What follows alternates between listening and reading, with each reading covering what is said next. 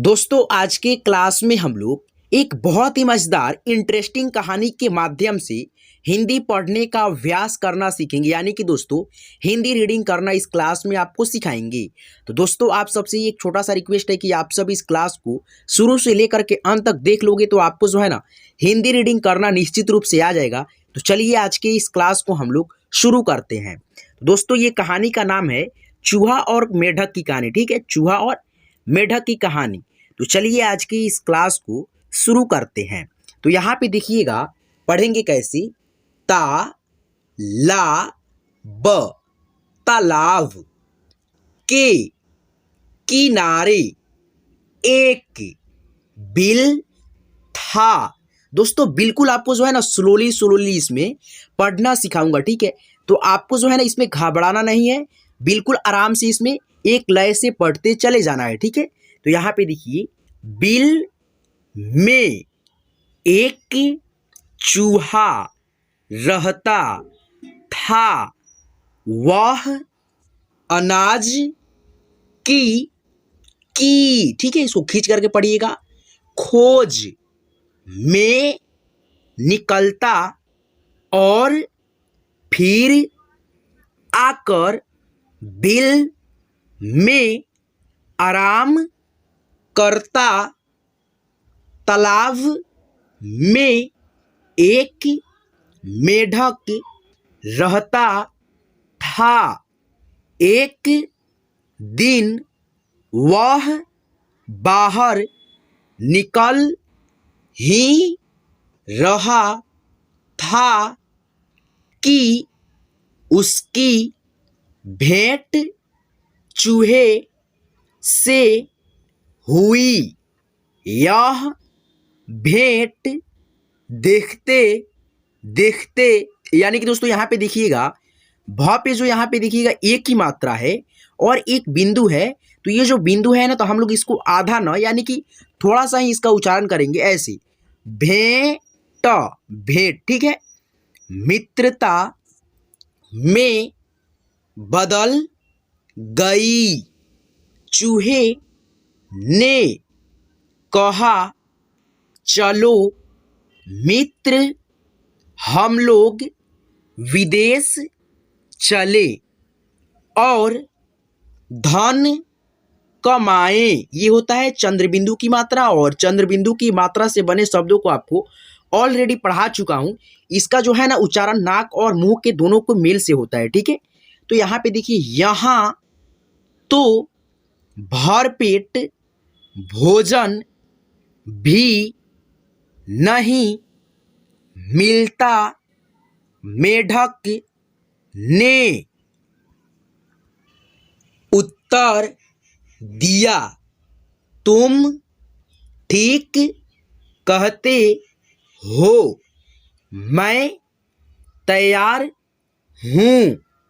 हम लोग अभी चले, परंतु चलने से पहले एक काम करें।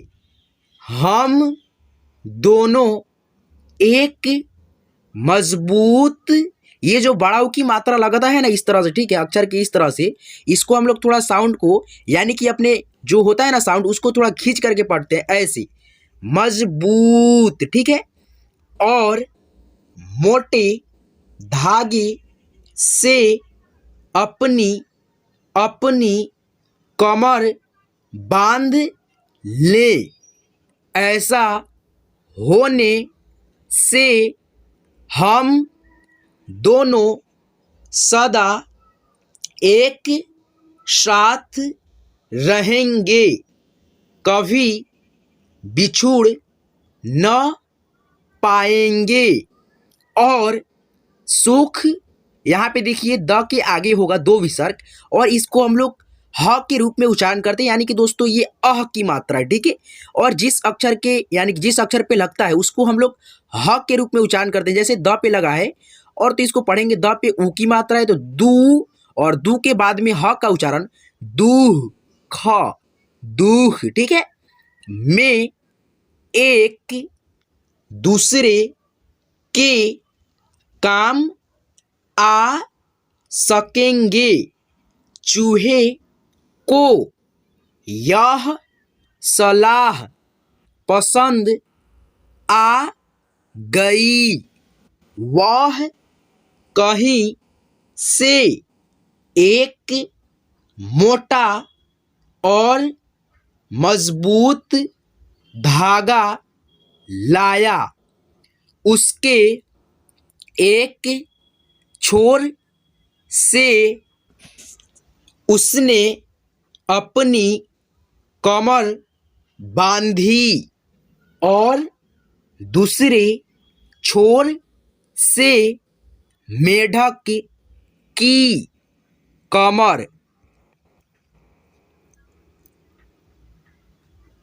यहाँ पे देखिएगा, इसके बाद वह बोला, चलो झटपट चलो, अब जरा भी देर न करो।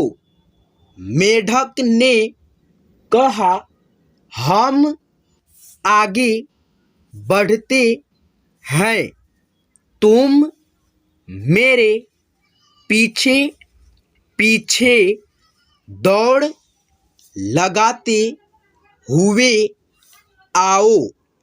इस तरह दोनों मित्र एक दूसरे से बंधकर विदेश की ओर चल पड़े।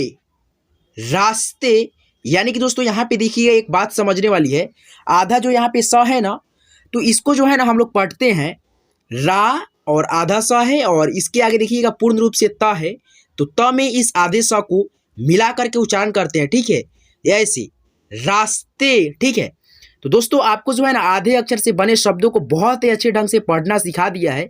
अगर आपको नहीं आ रहा होगा, ठीक है, आधे अक्षर से बने शब्दों को पढ़ना, तो इसी वीडियो को डिस्क्रिप्शन में उसका लिंक डाल दिया हूं, जा करके उसको जरूर देख लीजिएगा। ठीक है, में एक नदी मिली, उसमें जल भरा हुआ था।